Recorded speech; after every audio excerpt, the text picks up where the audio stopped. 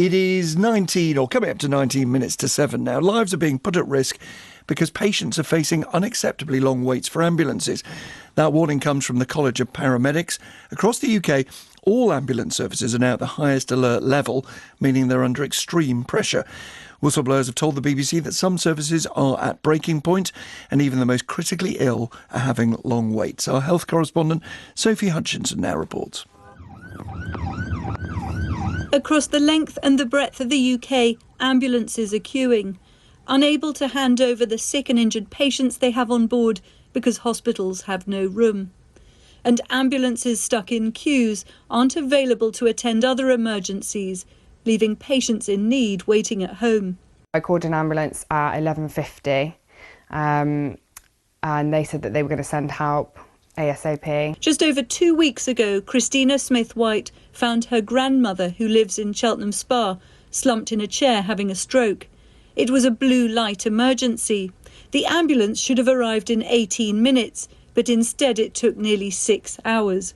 It then queued outside hospital for another 3.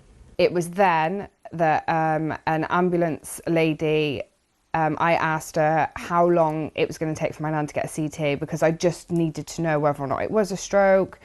And she told me, oh, well, your nan's event happened last night. So we would only administer the medication that would reverse any permanent damage within that 3-hour window. How did you feel? I just broke down in tears on the floor. The ambulance lady, bless her, she had no clue what was going on. I just walked away from her and just began sobbing in the corridor. And then once I told her about the wait that we'd had, she couldn't be more apologetic. It just worries me as well. If that's their response time to something that needs to be dealt with ASAP, what does that mean for people that have serious accidents like car crashes? And have they got rapid response teams just sitting around waiting for those specific calls that can go to those calls? I don't think people are aware of the severity. You are looking at possibly losing the person in front of you because an ambulance isn't going to get you on time. Whistleblowers from inside the ambulance service have told the BBC the system is at breaking point. This 999 call handler said even patients whose hearts have stopped are facing delays. There was a call for a cardiac arrest and there was an ETA in excess of 50 minutes, where the nearest available crew was 50 minutes away, and this guy was in arrest. And for every minute they say 10% of your life expectancy will decrease. That's hard. We struggle massively with the long delays.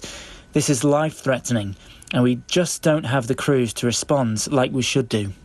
All 14 ambulance services in the UK have escalated to the highest level of alert, and some have even gone beyond, like South Central, which covers Berkshire, Buckinghamshire, Hampshire and Oxfordshire.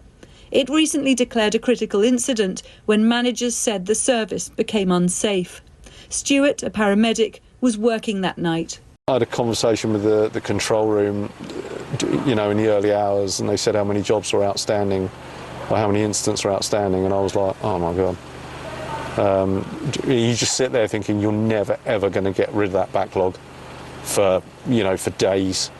South Central has now asked the government for military support. Armed forces have helped ambulance services in other parts of England, Wales and Scotland and have supported hospitals in Northern Ireland. Governments in all parts of the UK say they're aware of the challenges and are doing their best to support ambulance services. But with winter coming, the pressure is likely only to get worse.